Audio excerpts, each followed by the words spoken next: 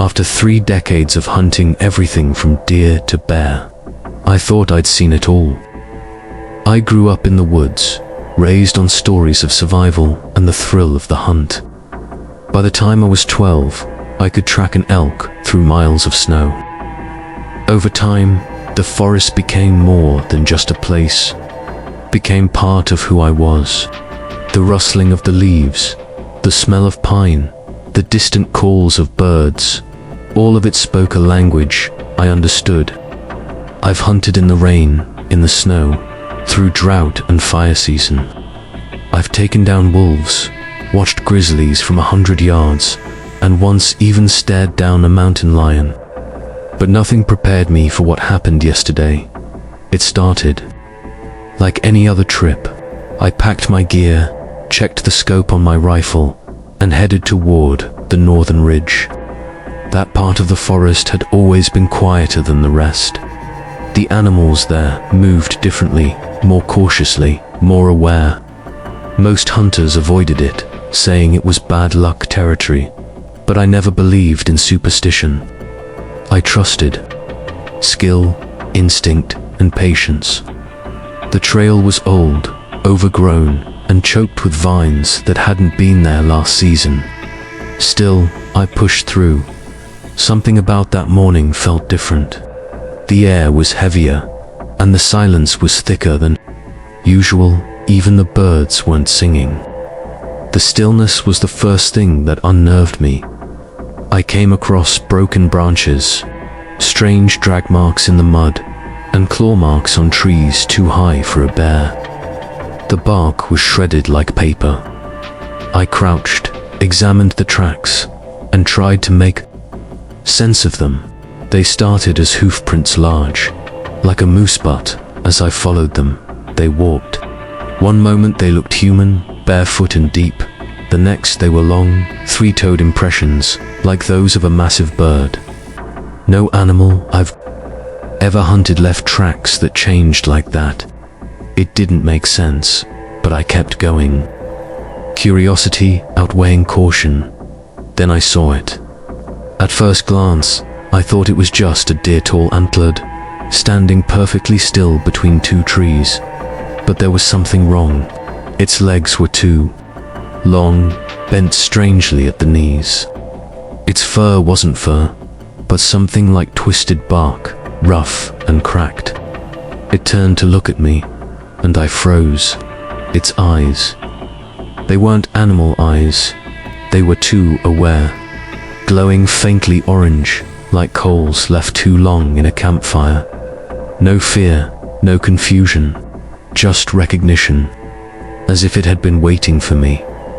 I lifted my rifle slowly, not to shoot yet, just to steady it, to get a clearer look through the scope. The moment the crosshairs aligned on its chest, it tilted its head, almost like it was mocking me, but I fired anyway. A clean shot, center mass. The recoil kicked my shoulder. I expected the usual, the drop, the groan, the motionless end. Instead, the thing didn't even flinch. It took the hit, rocked back slightly, and then straightened up again. And then, it smiled. It shouldn't have been able to smile. No animal can do that. But its mouth, wide and crooked, pulled into a grin that stretched too far across its face. I could see rows of sharp, uneven teeth, like broken glass lining its gums. It let out a deep, rattling sound that wasn't a growl, wasn't a cry. It was laughter or something close to it. My heart was racing, every instinct in me screaming to run. But I stood there, frozen, rifle still raised, useless now. The thing turned and walked away slowly, deliberately, never once breaking eye contact, until it disappeared behind a thicket. I didn't follow. I couldn't. My legs refused to move. I just stood there for what felt like hours, trying to process what I had seen. Eventually, I forced myself to walk back to my truck. The air never changed. The forest stayed silent, watching, waiting.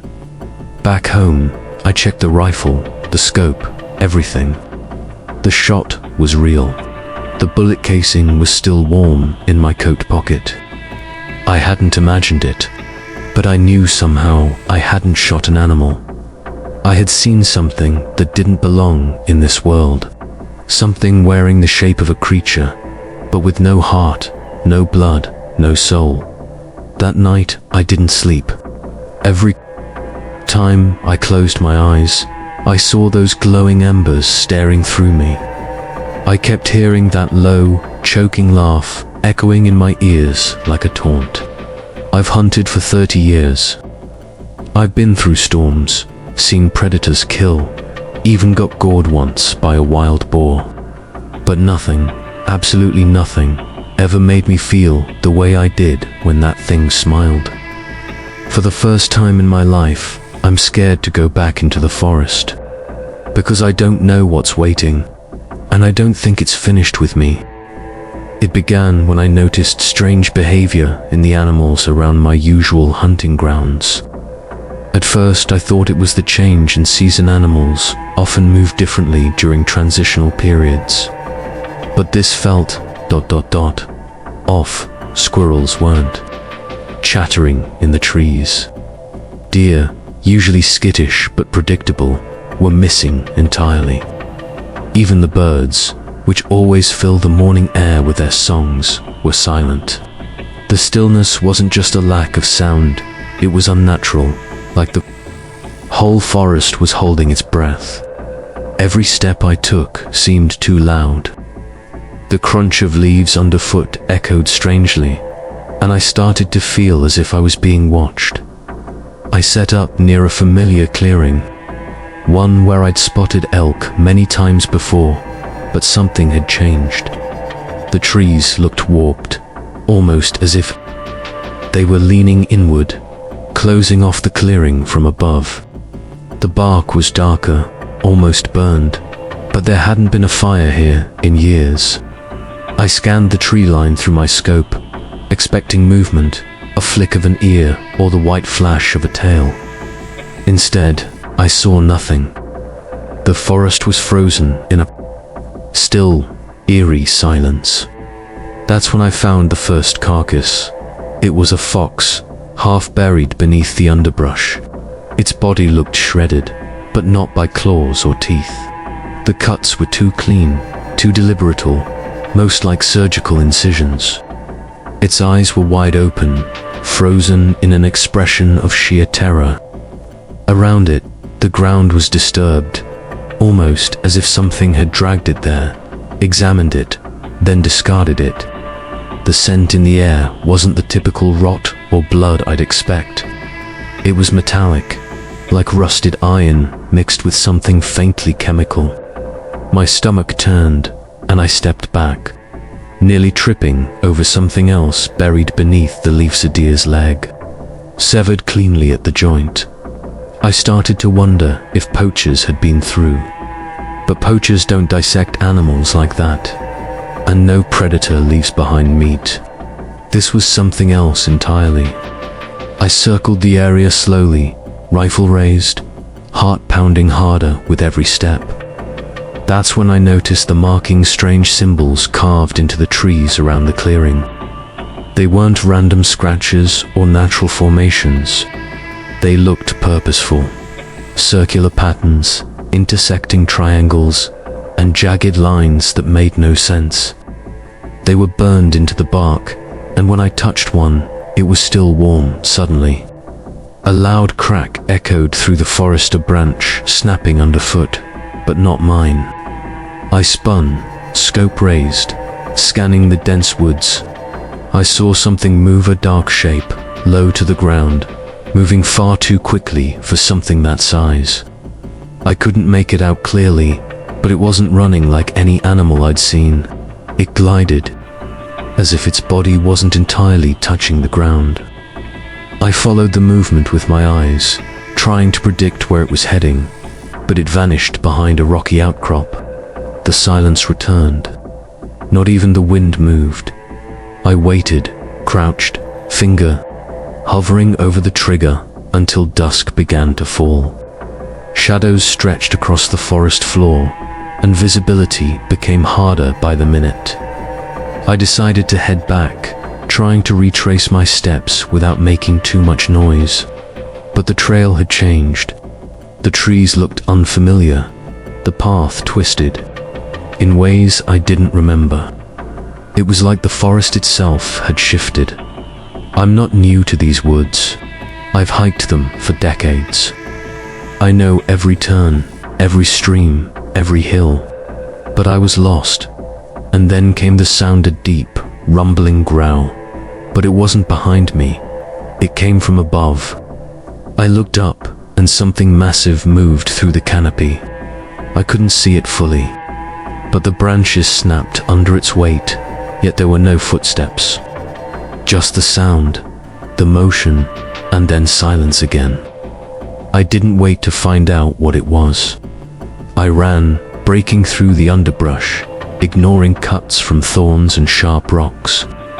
I stumbled into a shallow ravine, scraping my knee badly, but I didn't stop. I finally emerged near the old ranger's trail, a good mile from where I thought I was.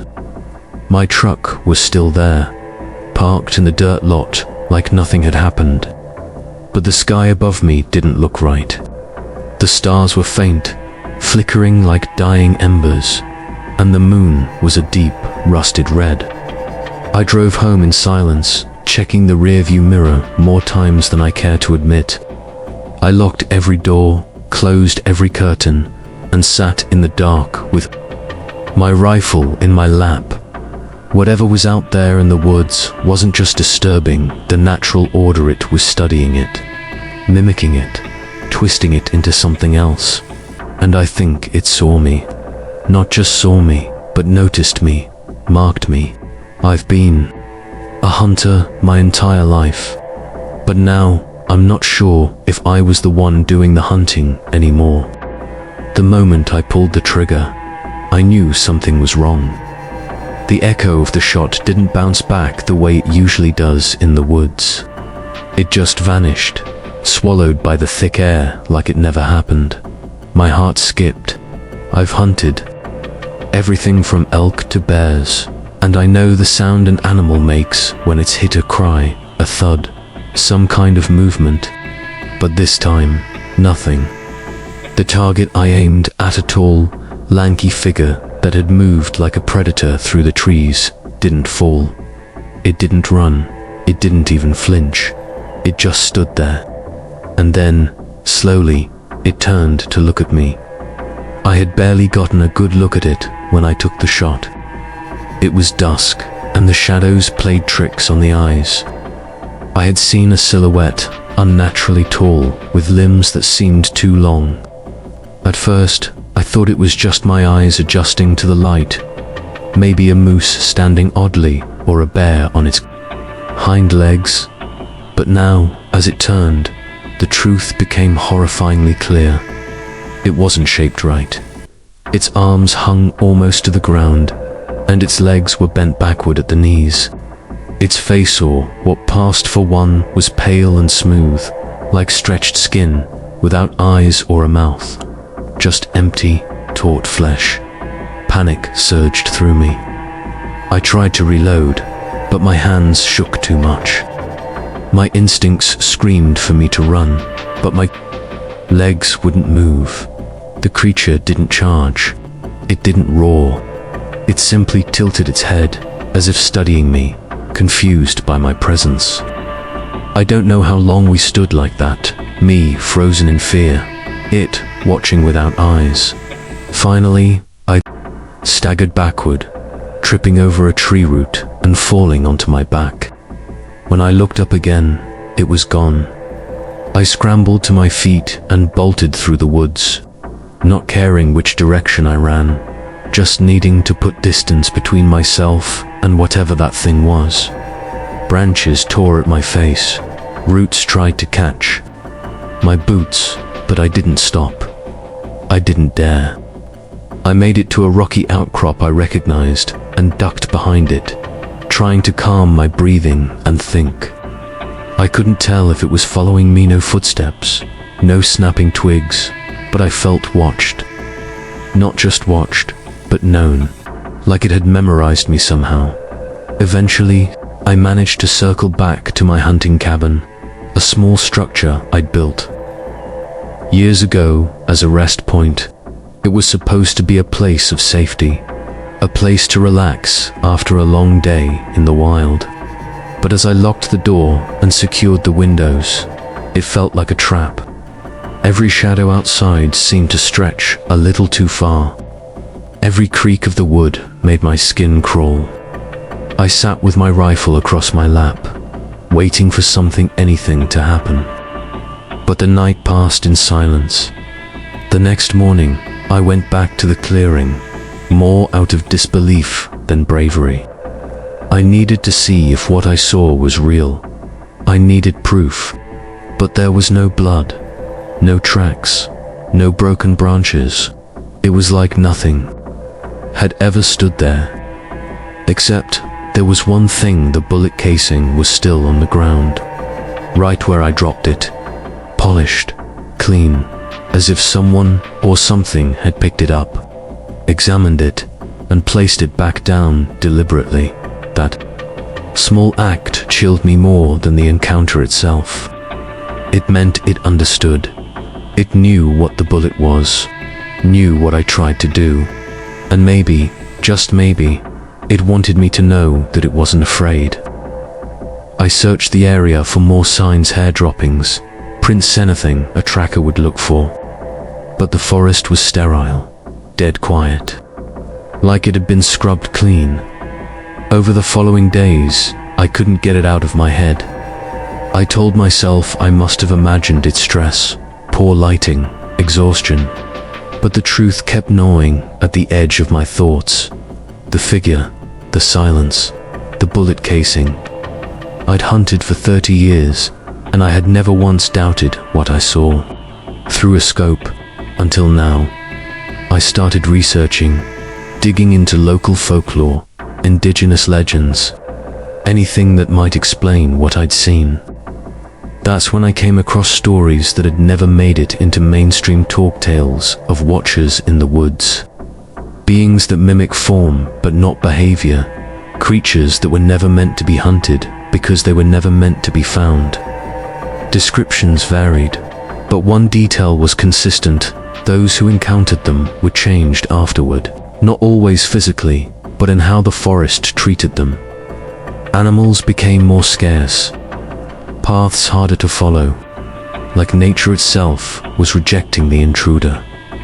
I went back one more time, against every instinct, not to hunt, but to see, to confront it. I brought cameras, a drone, even some motion sensors. I placed them in the clearing and waited. Hours passed. Nothing. Just before dusk, I checked the drone footage and there it was. For a split second, barely visible between the trees, the same pale shape.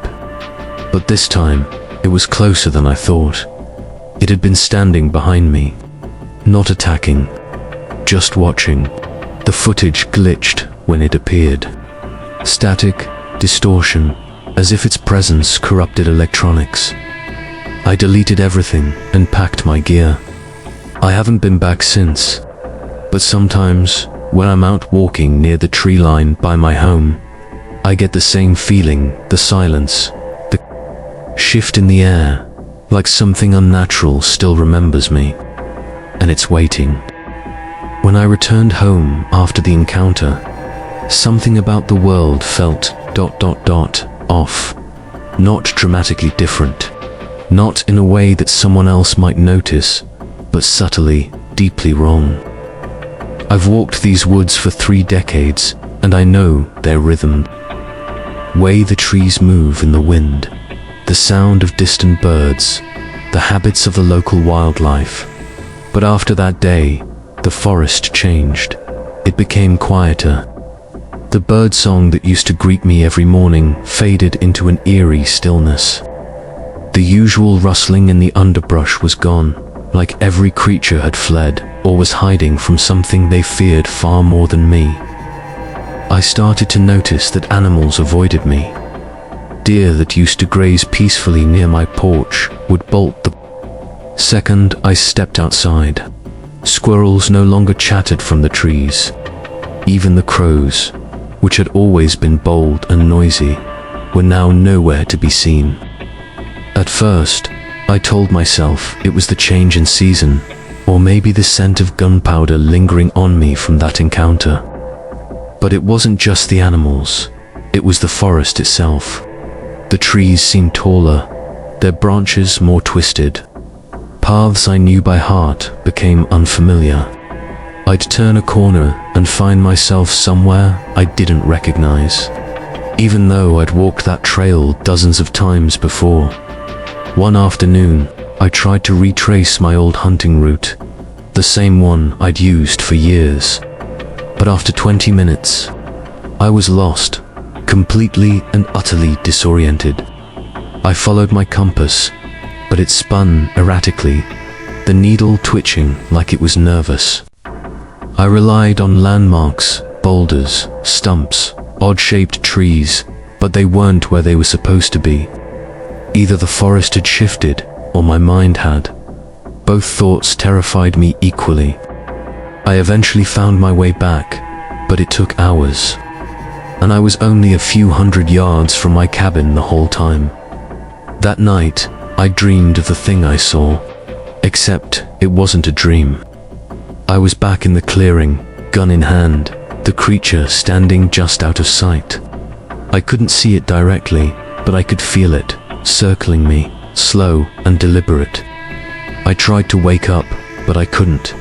It whispered to me in a voice I didn't hear with my ears, but inside my head. Words that weren't in English, maybe not in any human language, but I understood the intent. It wasn't done with me.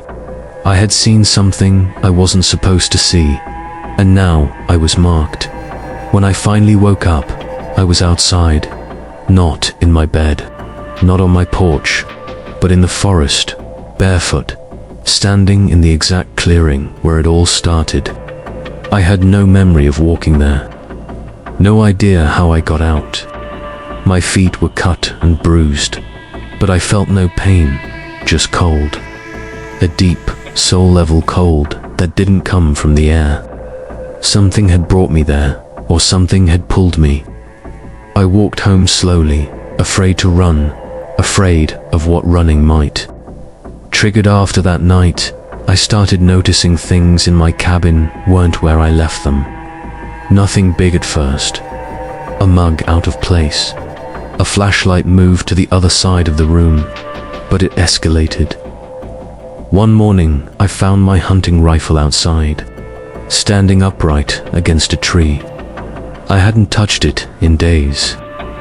Another time, I found muddy, human-sized footprints leading from the forest to my front door, but not away from it.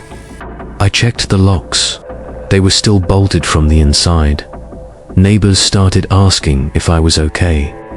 They said I looked tired, thinner, pale. I didn't bother explaining. What would I even say? That the forest had turned on me. That something unholy had stepped out of it and left a stain on my life. I began keeping a journal, not to make sense of things, but to convince myself I wasn't imagining at all. I wrote down every noise, every misplaced item, every strange shadow outside my window. The entries piled up, each one a little more disturbing than the last. The worst moment came when I checked my trail cams. I had left one facing my front porch, just for peace of mind. When I played the footage back, I saw myself, standing on the porch at 3 in the morning, staring out into the forest, not moving, just standing. For nearly 2 hours, I have no memory of doing that. But the time stamp was real. It was me, same clothes I wore to bed, same expression I saw in the mirror, blank, hollow. I watched as I finally turned and walked back inside, still sleepwalking, or worse, being guided. Whatever I encountered, It didn't hurt me physically. It didn't attack or chase, but it did something far more insidious. It broke reality around me, peeled away the comfort I had in nature, and rewired the rules I lived by. Hunting used to be something pure for me, about survival, about balance. Now, I can't even pick up my rifle without feeling sick. The forest knows me, in a way it never should have. And every time the wind picks up, I swear I hear something moving just beyond the trees. Just far enough to stay hidden, but close enough that I know it's still there, watching, waiting. After that horrific day, I decided to report what had happened. Not because I expected anyone to believe me, hell. I barely believed it myself, but because it felt like the responsible thing to do. Someone needed to know what was out there. What I had seen didn't belong in this world, and I feared what would happen if others stumbled upon it unknowingly. So, I drove into town, rehearsing what I would say. I even tried to water it down, to make it sound less insane. A strange creature. Unusual behavior in the woods. Anything to keep from sounding like a lunatic. But no matter how I framed it, it still felt like fiction. I walked into the local ranger station and asked to speak to someone about a wildlife incident. The man at the desk gave me a tired look, probably expecting another bear complaint or poacher tip. But when I mentioned the coordinates and said there had been an unknown entity, his demeanor changed. He didn't ask for more details. He didn't laugh. He just nodded and told me to wait. That's when I knew something wasn't right. Within 15 minutes, 2 men arrived in a black SUV. They weren't in ranger uniforms. They wore plain clothes, had military posture, and asked me to step outside with them. No names, no badges, no introductions. Just cold, direct questions. About what I saw, what I shot, and whether I had kept any physical evidence. When I told them about the creature's body, they looked at each other in a way that made my stomach twist. I told them it had dissolved or vanished whole, something I couldn't explain. They didn't seem surprised. One of them pulled out a tablet and showed me satellite images of the area. He asked me to point to the exact location. I did. Then he asked if anyone else knew. I told them no. That's when their tone softened. They thanked me for coming forward and told me I must have seen a rare, undocumented species, that it was best not to talk too much about it for the sake of preventing unnecessary panic. Then they handed me a document to sign, something about wildlife confidentiality laws and non-disclosure agreements. I didn't sign. I wanted answers, not a gag order, as I walked away. One of them warned me quietly, "You saw something you weren't supposed to. For your own good, forget it." That sentence echoed in my head for days. And it wasn't just words. It felt like a warning, a threat. From that point on, strange things started happening more frequently. My phone would shut off randomly. I started hearing clicks on the line whenever I made calls. Once, a black SUV parked outside my cabin for hours without moving. I knew it was them, watching, waiting to see if I'd talk. I decided to go public anyway. I wrote online anonymously, posted on a few obscure forums, described the creature, what it looked like, how it moved, what it did. The posts didn't stay up long. Within hours, they were taken down. My accounts were banned. Some users messaged me, saying they had seen similar things, but the messages were quickly deleted. It was like someone was actively scrubbing the internet of this knowledge. I realized then that whatever I had encountered, it wasn't just unknown. It was protected, hidden, buried by people in power who didn't want the truth out. Weeks later, I received a package with no return address. Inside was a USB drive and a short note that said, "You're not alone. But be careful." The drive contained grainy videos. Some looked like military footage, others like trail cam captures. All of them showed things that didn't look human. Tall, shadowy forms darting through trees. Glowing eyes peering from darkness. Some creatures looked similar to what I had seen. Others were even worse. It confirmed what I had suspected. The government or some organization had known about these things for years. And they weren't just studying them, they were covering them up. I couldn't sleep after watching those clips. I felt like I had stepped into a world I was never meant to know existed. But once you see it, you can't unsee it. I kept the USB in a hidden place. I didn't tell anyone, not even family. I started living in paranoia. I moved my cabin off-grid, disconnected my internet, and started journaling by hand instead of typing. I didn't know what was more terrifying, the creature I had shot, or the people who knew about it and were willing to do anything to keep it secret. And then came the dreams. I started seeing that thing again, in fragments, like memories or warnings. Sometimes I'd hear knocking at the window in the middle of the night, even though I lived miles from the nearest person. I'd wake up to find doors unlocked, lights on that I never turned on. One morning, I found my journal, pages torn out and stacked neatly on the table. I never did that. Someone had been inside, maybe reading, maybe just sending a message. Eventually, I understood. This wasn't just a story about a hunter and a strange creature in the woods. It was about a system designed to keep us blind, about secrets buried deeper than any forest trail. I didn't ask for this. I didn't want to be involved. But now that I was, there was no going back. Something had changed that day in the clearing. I had crossed a line, stepped into the unknown, and whatever was on the other side didn't want me leaving with the truth.